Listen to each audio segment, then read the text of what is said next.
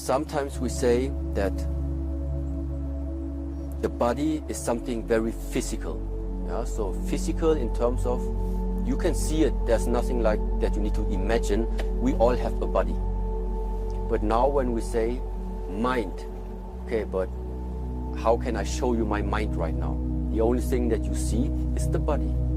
But we still talk about, yeah, but there is this mind.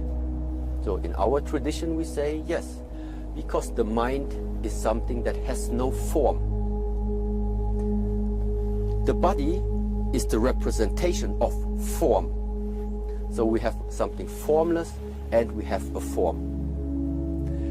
And what is happening in between, what is connecting the formless with the form, that is the breath. This is why the breath is so powerful, because when we are connecting our mind where the breath is, yeah, where, like I told you in the beginning, you need to focus the mind in this area, and then you feel the breath fill up here.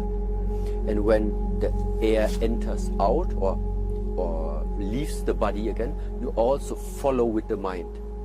So that means we are using the breath like an intermediate between the mind and the body. And yes, you said harmony of body and mind is important. So how do we achieve it? By first of all finding, how I call it, finding that one aspect which is connecting them, which is connecting the body and the mind, and that is the breath. So we have the body, we have the mind, and what is connecting those two? That is the breath. And the more you understand the breath, the more time you spend with the breath, the deeper you are able to penetrate into the mind and also into the body. This is the very nice part about all of this. It's very interesting how can you learn using your mind to strengthen your body. Is it just the everyday exercises you do? Actually, it's even maybe the other way around. So it's not just using the mind to strengthen the body. In the beginning, I would even say it's the opposite way. We are using our body to strengthen the mind, because it is the strength, it is the discipline, and it is the power of the mind that starts to make your dreams and your visions and the goals that you have, to make them come true. Yeah, because we all have like what we would like to achieve. Yeah, but how do you achieve things? Yeah, how can we focus on it? Yeah, well, you achieve things by staying committed. This is one thing. And second of all, by having a mind which is not easily breakable, which cannot easily break. And how this can happen? So, and this is why when we are using our body, for example, just standing in different positions, just staying still, 10 minutes, 15 minutes, don't move. Then what will happen is, slowly you start, maybe you get tired, the body starts to shake. But what is giving up the first is not the body. Normally it is your mind which starts to give up, because your mind is saying, oh, this is getting exhausting, how long do I still need to hold it, it's already shaking, I think I will stop it.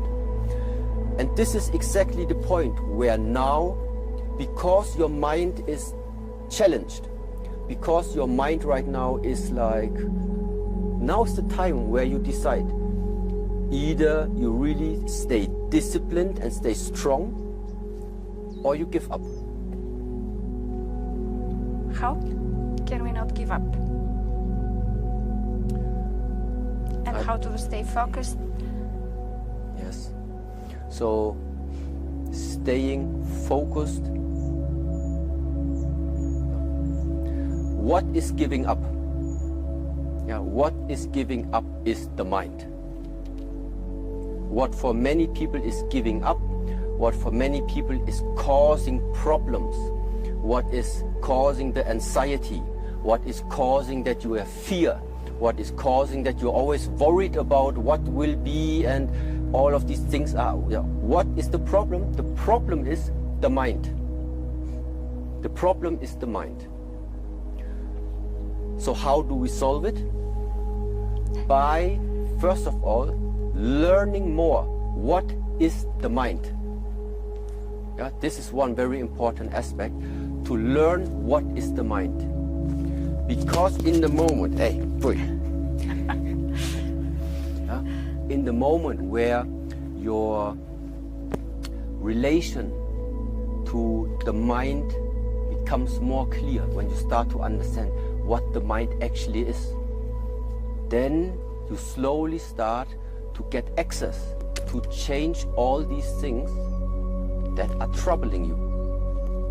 So ultimately what I want to say is, to solve all of these issues that the humans at the moment have, you have to learn more. What is the mind? And therefore there are different methods, there are sometimes different teachings, different philosophies that try to explain to us what is like the mind. So, and it still is something very, very personal, everybody needs to learn, but you need a strong mind. If you want to change something about your life, you need